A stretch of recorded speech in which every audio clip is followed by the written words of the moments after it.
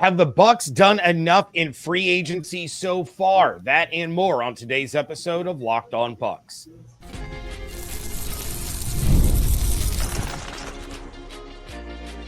You are Locked On Buccaneers, your daily Tampa Bay Buccaneers podcast.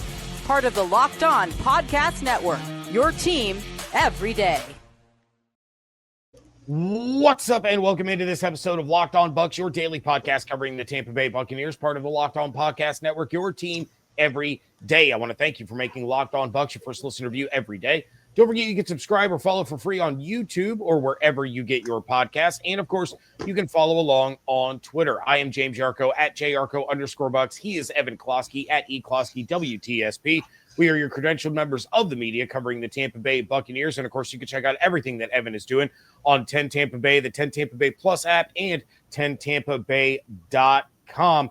The show is here with you every Monday through Friday along with the everydayers. And for that, I want to share my appreciation for your continued support of the show. One of the ways you can support the show is become a Locked On Bucs insider. You're going to get news, rumors, updates, general thoughts, one-on-one conversations with me via text message. Go to joinsubtext.com/LockedOnBucs or click the link in the show notes to become an insider today. This episode is brought to you by FanDuel. Right now, new customers can get $200 in bonus bets when your first $5 bet wins. Evan, we are going to be talking about draft needs. We are going to be talking about the other teams among the NFC South, but we're going to start this off with your thoughts on the Bucs in free agency. So I talked about some grades that the Bucs had received for free agency so far from various outlets. You have PFF, Sporting News, Yahoo Sports, CBS Sports, all over the place. And by and large, they've gotten some pretty positive reviews. There was really only one that gave them a B because the only outside splash they made was Haason Reddick, and they got knocked for it, which didn't make a lot of sense to me. But obviously what they've done the most of is brought their own guys back. Chris Godwin, Levante David, Ben Bredeson, Anthony Nelson, Greg Gaines. Tuesday, they re-signed Bryce Hall, who lost an entire season after the first week when he got injured, so we never really got to see him play corner, and good God, could they have used him. But then from the outside, they bring in Haason Reddick, Anthony Walker, Riley Dixon, Charlie Heck, Kendall Vildor. Evan, what grade would you give the Bucs so far in free agency? And do you think that they've done enough at this point? I'd probably give them like an A- to an A. I think that, look, as far as their additions are concerned, kind of ran through. I mean, Haason Reddick, if he is what he could be, before the Jets, I mean, that's exactly what this team needed. It's an amazing sign. It's only 1 year. There's very little long-term risk to it. And he should help everybody on that defensive line, most specifically Yaya Diaby, who might be able to turn some of those pressures into sacks. You bring back Anthony Nelson, great depth piece. You improve your punting game, which was deplorable last season. Again, Gaines, good depth in the run defense. You also retain Levante and Chris Godwin. Levante still 100-plus tackler. Chris Godwin, the most coveted wide receiver out there before returning to the Buccaneers. So there's a lot to like. And when you've won 4 straight divisional titles, you don't have to reinvent the wheel here and grab a lot of outside talent. The mechanism is kind of working itself where this homegrown talent can just feed into itself. You are able to reward the ones in your organization. Typically, they take a hometown discount because they are here and they have the appreciation and the love for the organization. Also, their family's comfortable here. So that all works out. I think that needs to be applauded. Do I think that the linebackers, cornerback depth is thin? Absolutely.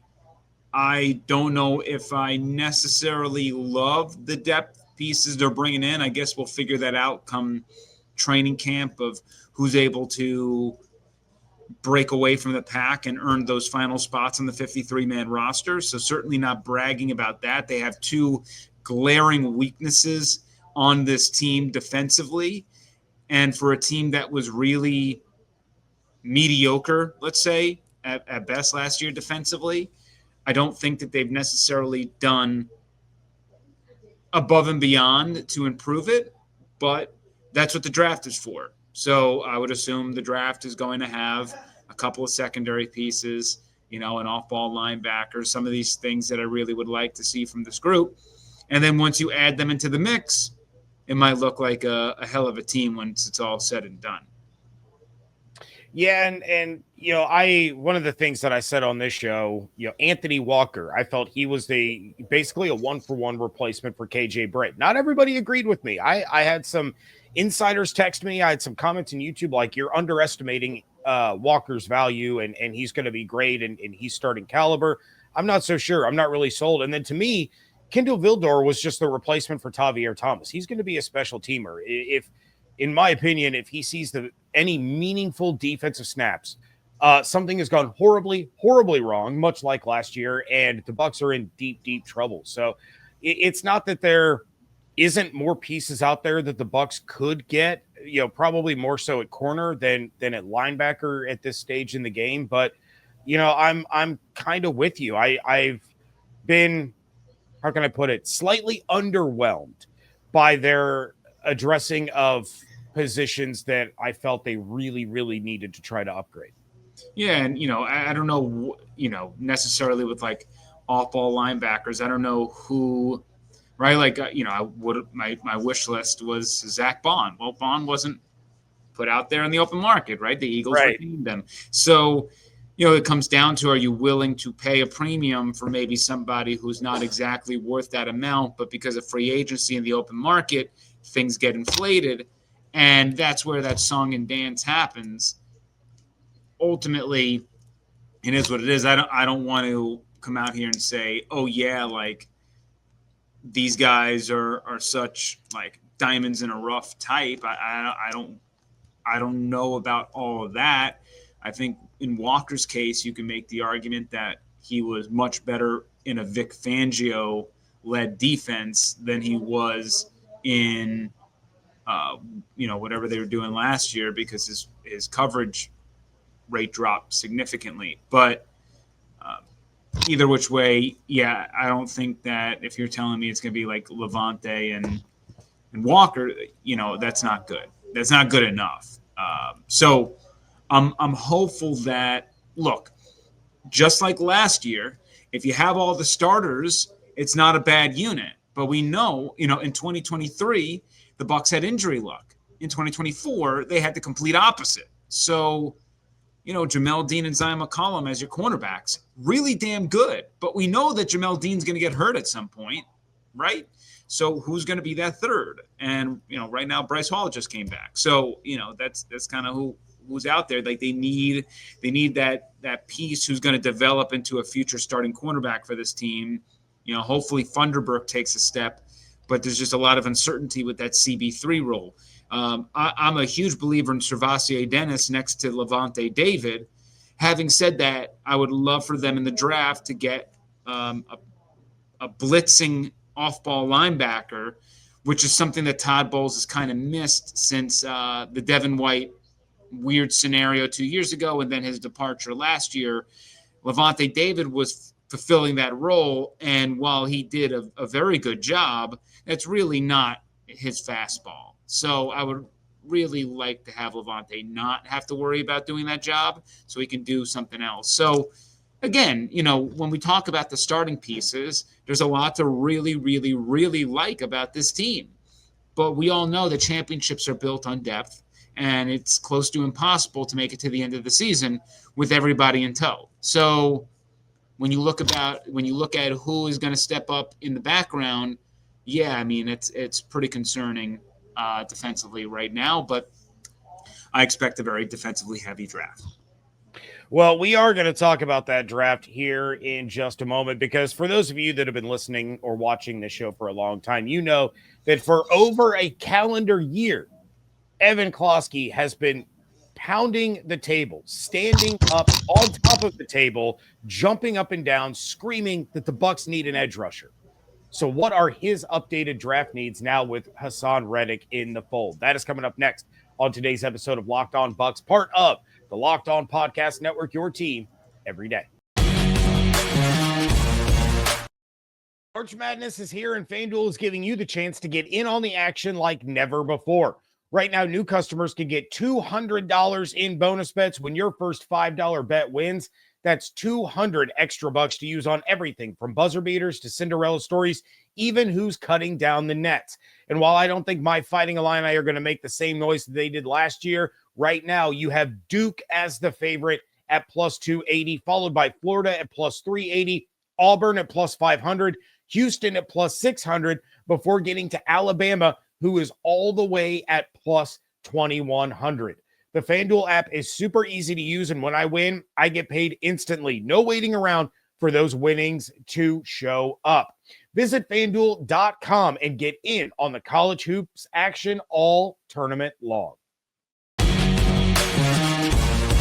Thank you again for making Locked On Bucs your first listen review every day. For your second listen, check out the Locked On NFL Draft podcast with Damian Parson and Keith Sanchez. Now that the season is over, get the latest draft rankings, rumors, and news every day. Find Locked On NFL Draft on YouTube or wherever you listen to podcasts. All right, with the addition of Haason Reddick, which I talked about his press conference on yesterday's show, really, really excited to have him here, especially because he's a guy that wants to be here. You know, you could tell how excited he is to be in Tampa. But,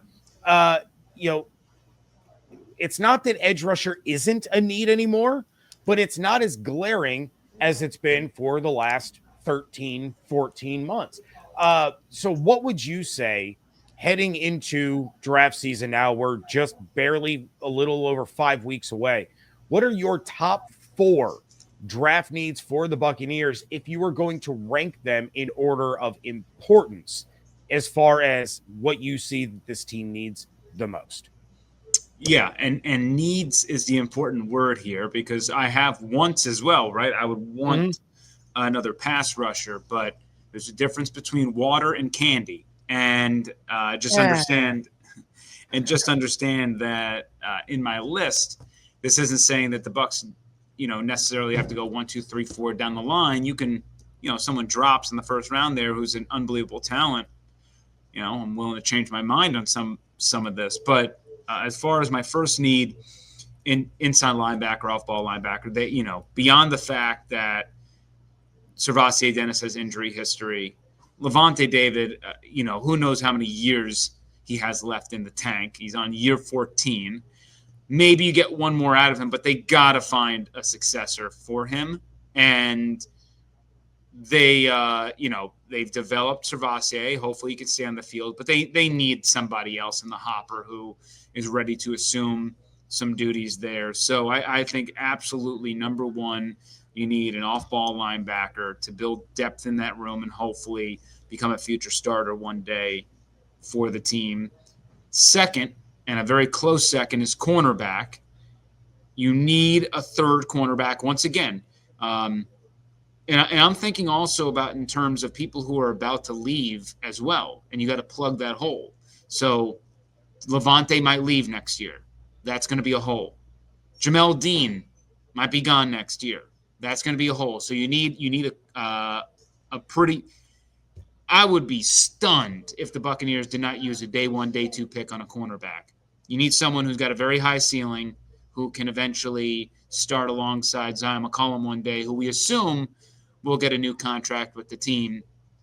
But, this past free agent class was very generous for the cornerbacks. So Zion might be making a good amount of dough. Third, think about who's going to also leave. Maybe Logan Hall. Logan Hall finally saw something from him last year, where I think this year they're definitely going to utilize Logan Hall like they did last year into more of this run-stopping role, kind of do some of the dirty work for this team, maybe what we've always seen from Golston. But who knows if Logan Hall is going to be back at the end of this season.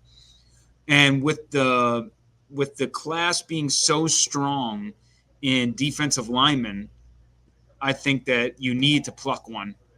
Certainly with a higher ceiling, and maybe, it becomes right. Vea, Cansey, Hall, insert new draft pick, and then Gaines, and that bolsters the D line room, and doesn't have you, doesn't force your hand into bringing back a William Golson, who absolutely love, one of the more underrated Buccaneers of all time, probably. But, it also might be time. So, I don't know what his status is, where that's going to go. But you could probably grab someone really good on the defensive line with a day 3 selection. And then fourth, I think you need a new vertical threat at wide receiver / someone who can handle punt return, kickoff duties. So Trey Palmer is going to have to fight for his job this year. And he was injured a little bit last year with the concussion, but the punt returning, he really didn't do much with it in that role. And as a wide receiver, even when this team was kind of down and out some bodies, Palmer was not the dude who was forced into really more action and stepping up more, right? We saw kind of like Ryan Miller because of his blocking prowess. We saw some great things from him. We saw some great things from Sterling Shepard, who's going to be back. Jalen McMillan obviously stepped up.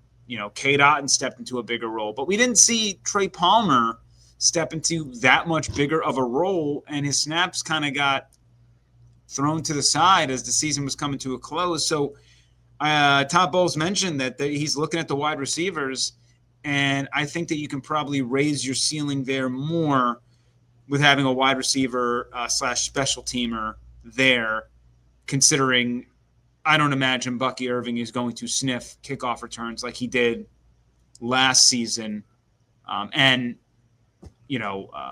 So ultimately I think that it's got to be a dual sort of job.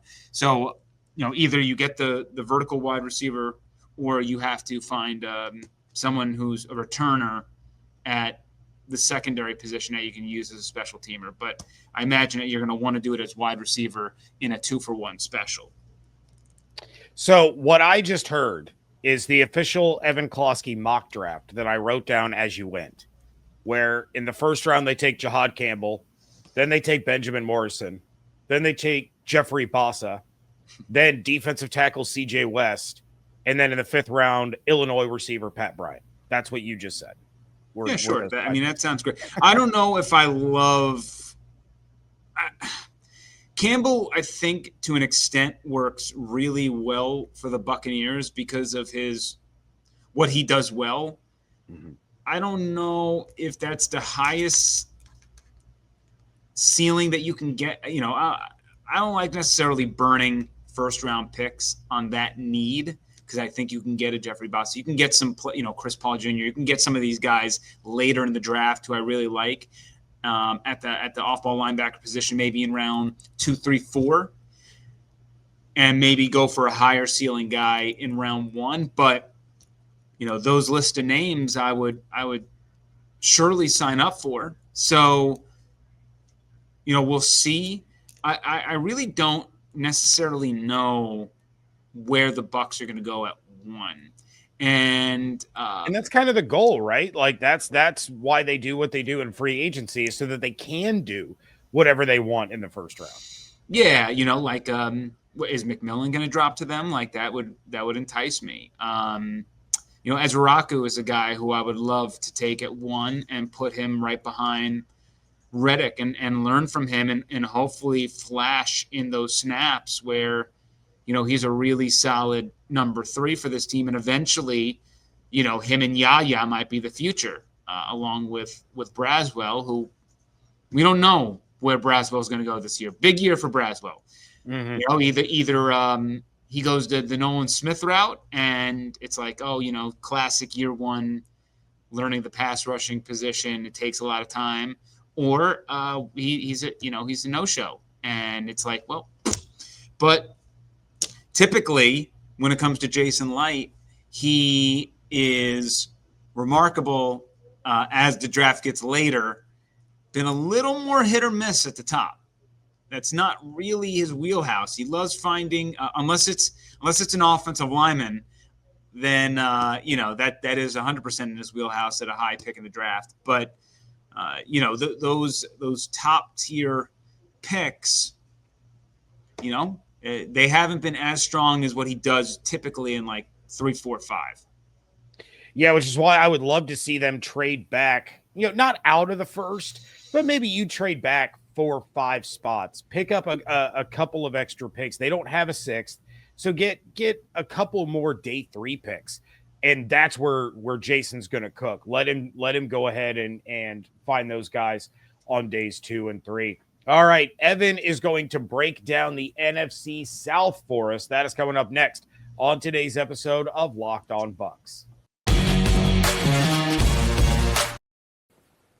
The NCAA tournament is here, and so is the bracket breakdown. Locked On Podcast Network and Amazon Fire TV channels are teaming up to deliver NCAA tournament coverage like never before. Watch studio shows featuring former players and Locked On's local experts as they guide you through every upset, buzzer beater, and bracket matchup. Stream it all for free on Amazon Fire TV channel. Search Bracket Breakdown to see it all for free. It's your team every day.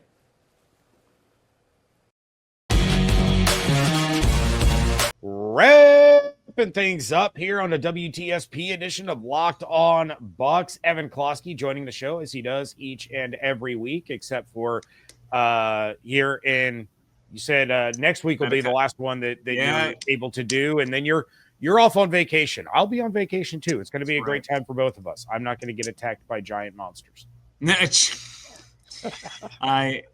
Hopefully everything goes well in Australia. No, I hope you have an absolutely great time. That's going to be such a cool trip. But before you head off to the land down under, we got to talk about the teams underneath the Buccaneers. And you take a look at the NFC South, and this is something that I'm going to do a deep dive into here in a few weeks. When I'm on vacation, I'm going to have each of the other NFC South hosts on the show to talk about their teams and where they feel that they are as we get closer to the draft. But you see what the Falcons, the Panthers, the Saints have done so far. What do you make of their off seasons? Atlanta paying Kirk Cousins more than Tom Brady got to be their backup quarterback. You got the Saints bringing back Chase Young on a pretty big deal. They get to keep Tyrann Mathieu, but they're stuck with that Derek Carr contract. The Panthers, they were the late risers. They looked good late in the year. Dave Canales had them playing really well. But what do you make of their off seasons, and do you feel that anyone has done enough so far to be a legitimate threat to unseat the Buccaneers atop the division? Nobody has done anything that makes me think the Buccaneers shouldn't be the favorite heading into 2025. The Falcons, probably the most underwhelming of the division. They didn't really add much. It's a little bit status quo-y. I mean, they got Leonard Floyd, but is he really going to turn around all the pass rushing woes? Like the Bucs had pass rushing woes and got Haason Reddick, right? Mm-hmm. The Falcons have pass rushing woes and they got Leonard Floyd and also took out Grady Jarrett in the process. So obviously they're going to address some of this stuff in the draft. So we will circle back and have a new discussion when the draft happens. But as far as free agency goes, I mean, not too impressed with the Falcons. The Saints, they continue to just pile on more. They continue to double down on this roster and the way that they construct it with the salary cap and so on and so forth. They bring back Chase Young, who is, great at getting pressure. He's kind of, Yaya Diaby-esque from last year. A lot of pressures. Finishing is a little bit of an issue. You bring in Justin Reed as well, which is an impressive get for them in that secondary. The Saints defense is going to be legit once again. And then it comes down to the offense, whether Carr, Olave, Kamara, like some of the, the offensive line, can that all come together? I don't know. But this is going to be a stingy team. Once again, it's going to be classic Saints here for a while where the Bucs are going to play them. They're going to have a game where they do diddly squat offensively one of these games just because that's seemingly how it goes down. But, they're also going to have a little bit of a different look here. The Sean Payton remnants is kind of gone these days. Now you got Kellen Moore there, new defensive sort of focus. So that will be interesting to track. But the Saints probably won't get as much love as they deserve entering the year. And their problem is, because of their salary cap issues, depth. So, they suffer any injuries, they're screwed, which is what we saw last year when they started out like gangbusters, and then some injuries happen, and then it's like, oh, yeah, they're going nowhere. So, again, on paper, I really, really like the Saints defense, but the offense, I don't know how that's going to hold up. And then with the Panthers, they make a great addition there in the secondary at safety. They make a great addition there on the defensive line. They're going to get Brown back as well. I assume they're going to draft. They're also a team that, when I look at their roster, their linebackers are just like, in a worse state than the Buccaneers. This was a team that was shredded defensively, and I don't know how Derek Brown's going to return from the injury that he had. Obviously, he got injured so early in the year that he should be fully recovered entering next season. But is he going to be himself immediately? I don't know. I think about those players who have had those significant ligament injuries, and it takes them a little, think about Chris Godwin. It took him a little bit to get going again. It's a little bit, maybe it's a little bit different when you're in the trenches and you just be a load down there and not have to do as much, but I'm not going to say it's like immediate, like back to Pro Bowl status for him. But, I love what Dave Canales did there at the end of the year. They didn't add too much to this team other than a couple of defensive pieces, but I think that at this point, after the Buccaneers, I probably like what the Panthers and the Saints have done a little bit more than what the Falcons have done. So that's kind of where I'm at. And maybe the most scared about the Panthers, because where the Falcons are a little bit, they've nursed this roster now for a while and they haven't done anything with it. And now it's getting to the point where this roster is going to have to be paid out. And so I'm just, I believe in Penix, but we don't know what Penix is. We don't. So I don't know with the Falcons, and I don't necessarily know with the Saints, but the Panthers are a team that shows promise. And if they can add a couple of pieces here and there with what Dave has done with that team, they might be the one to watch.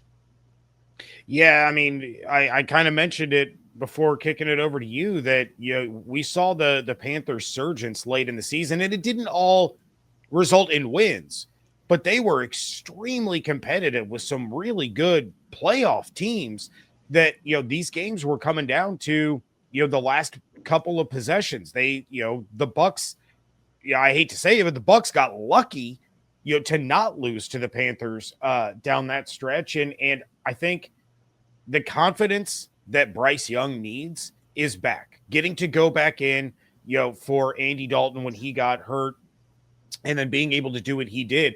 Now having another full offseason to work with Canales, knowing that he's the starter, he's not looking over his shoulder. I think he's secure in that.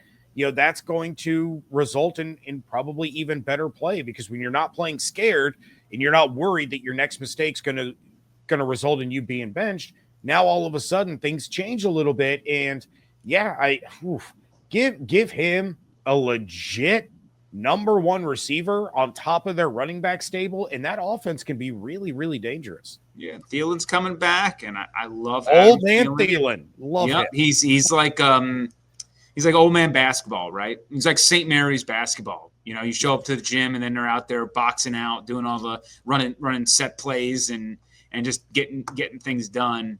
And we know Thielen likes to mess with the Buccaneers. But yeah, I think that there's and Dave is another year older. He's going to be going on his third year as someone leading an offense. So he's starting to learn those lessons now. And yeah, I would say at this moment, if you told me the team I'm most scared about entering this year for a divisional title, the Panthers might be it. All right. Well, Evan, what do we have on tap over there on 10 Tampa Bay, the 10 Tampa Bay Plus app, and 10tampabay.com? Hey, remember, March Madness is here. You can watch all the games on 10 Tampa Bay. We have some really fun predictive stuff going on throughout the tournament, but really, if you need help with your bracket, head to 10 Tampa Bay Plus. We have some great information over there. And then just remember, Ray's opening day the following week. The following week after that, the women's Final Four. So you can remember 10 Tampa Bay app, 10 Tampa Bay Plus, 10tampabay.com, and you can just watch us on 10 Tampa Bay, period. So we got you covered with the Tampa Bay area sports there. You riding the Auburn train for a second straight year? Right now, and I've been flip-flopping, but right now my pick to win it all is Duke. I was going to go Florida, and then everybody has jumped on the Florida train, and now I'm slinking back into the Duke train because I feel like they're being undervalued a little bit. But between Duke, Florida, Houston, Auburn, I would be shocked, absolutely shocked if one of those four teams did not win it all. So I'm just trying to figure out which one of those four I'm going to choose. Illinois, not going to be it. Way too inconsistent for my liking. But hey, they're healthy now. They're healthy now, so they got that going for them. They're not getting out of the first weekend. I love my Illini, but they're going to get cooked by Kentucky, even without two of their top three scorers. That's going to do it for this episode of Locked On Bucs. Please check out everything going on over on 10 Tampa Bay, 10tampabay.com, and the 10 Tampa Bay app. Follow along on Twitter at Locked On Bucs, at JYarcho_Bucs, at eCloskey, WTSP. Make sure that you are subscribed on YouTube with those notifications turned on, as well as wherever you get your podcasts. And of course, become a Locked On Bucs insider. Just go to joinsubtext.com/LockedOnBucs or click the link in the show notes. Hope you all have an absolutely outstanding day. Stay safe, stay healthy, fire the cannons. Want to thank you so much for joining us right here on Locked On Bucs, part of the Locked On Podcast Network, your team every day.